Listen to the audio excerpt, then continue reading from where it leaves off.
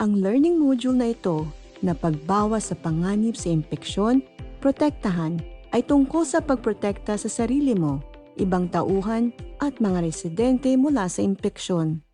Para protektahan ang sarili at ang iba sa paligid mo, alamin kung kailan gamitin ang Personal Protective Equipment o PPE pag nag-aalaga ng residente na meron o baka merong COVID-19. Kasama sa PPE ang goggles, mga face shield, mask, gown at gloves. Pag ginamit ng tama, mababawasan o mapipigilan ng PPE ang pagkalat ng COVID-19 at iba pang virus, gaya ng mga sanhi ng sipon at trangkaso. Sa mga virus ng respiratoryo gaya ng sanhi ng COVID-19, mahalaga ang mga respirator ng PPE.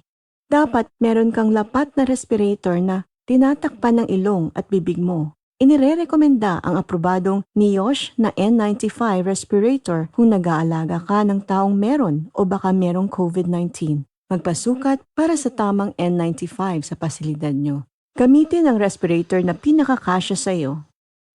Tingnan natin kung kailan at paano ilagay at tanggalin ang PPE. Ibig sabihin ng ilagay ay isuot ang PPE. Ibig sabihin ng tanggalin ay hubarin ang PPE. Alamin ang mga hakbang at tamang pagkasunod-sunod ng mga ito bago mag-alaga ng resident na meron o baka merong virus. Una, maghugas ng kamay. Ayon sa Centers for Disease Control and Prevention, pwede ang panlinis na may alcohol imbes na sabon at tubig, maliban kung may dumi ang kamay mo. May alaga kang resident na may impeksyon ng C. difficile o iba pang nakakahawang sakit na sanhi ng pagtatae. Pag malinis na ang mga kamay mo, magsuot ng gown. Sunod, maglagay ng mask. Pagkatapos, maglagay ng goggles o face shield. Panghuli, isuot ang gloves para takpan ang kamay. Kapag suot mo na lahat ng tamang PPE, makakapasok ka na sa silid para alagaan ng resident. Tingnan natin ulit ang mga hakbang sa pagsusuot o pagtatanggal ng PPE. Una, bago umalis sa silid, maingat na tanggalin ang gloves. Kasunod ang gown. Itapon ang gloves at gown sa silid ng resident at umalis sa silid ng resident. Susunod, maghugas ng kamay. Pagkatapos, gamitin ang headband o earpiece para tanggalin ang face shield o goggles. Tanggalin ang respirator mo. Gamitin ang panale o lastiko para tanggalin ito. Huwag hawakan ang harap ng respirator. Ang huling hakbang, maghugas ng kamay.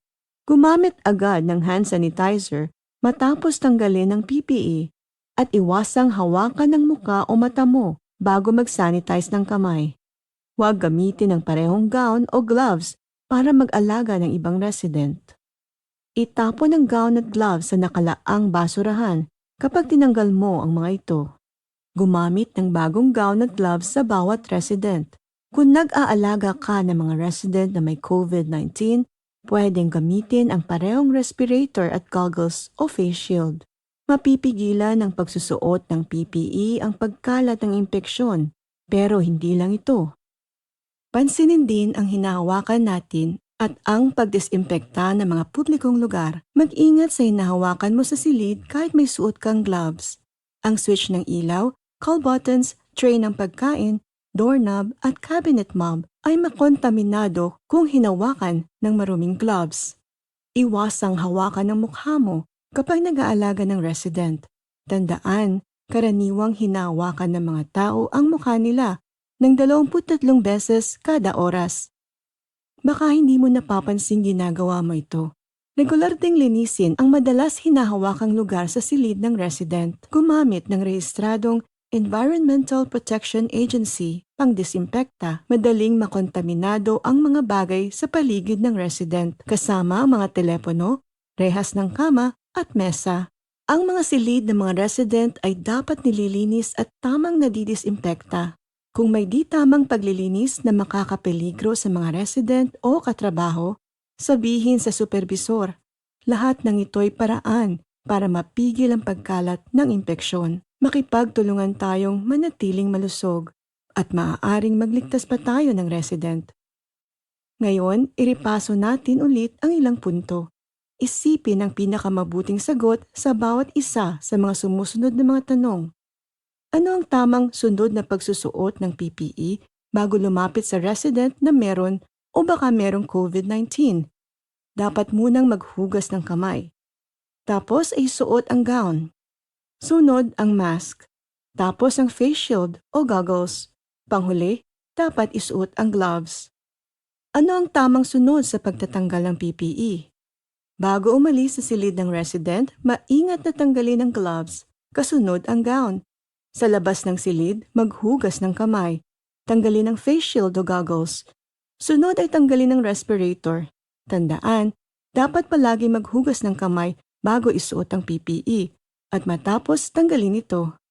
Sundin ang mga pagpigil sa impeksyon para laging ligtas ang lahat. Ang isusuot na PPE at ang tamang hakbang ng pagsusuot at pagtatanggal ay importante para mapigilan ang pagkalat ng mga virus. Maghugas ng kamay bago isuot ang gloves at kapag tinanggal ang mga ito, ang ginagawa mong pangkaligtasang pag-iingat ay kasing halaga ng isa sa isa't pangangalaga sa mga residente. Nakumpleto mo na ang learning module na to, sana'y natutunan mo ang pagliit ng panganib ng impeksyon ay makakaprotekta sa iyo, mga katrabaho at mga residente. Alamin ang higit pa, panoorin ang susunod na video sa seryeng ito at alamin ang mga hakbang na magagawa ng mga pasilidad para maiwasan ang impeksyon. At bisitahin ang Agency for Healthcare Research and Quality website para sa libreng gamit na tutulong sa iyo, tukuyin at gamutin ang COVID-19.